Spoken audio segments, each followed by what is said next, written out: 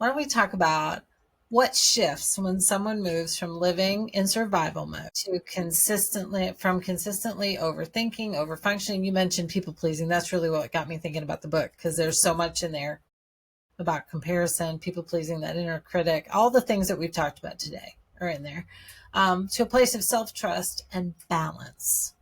So tell me, what shifts? What do you see in your coaching clients, Abby? I feel like there's a level of calmness where they don't necessarily feel a rush to make a decision.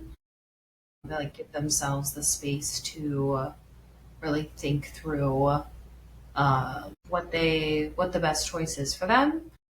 I feel like there's also this separation of like other people's messes are no longer their messes, and um, I would say just like a level of confidence and competence of like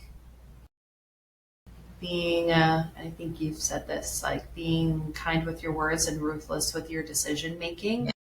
There's no longer this, not so much like second guessing, because there's like curiosity or wonderment or like kind of like sorting through different options, but not necessarily like, yeah, there's not as much like second guessing because there's Well, just okay, like this level of knowing.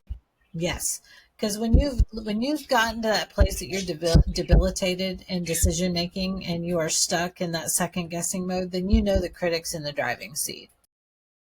Right? You no longer are trusting yourself. So when people are confident in their decision making, right? And fact is, adults inform, children explain. Okay.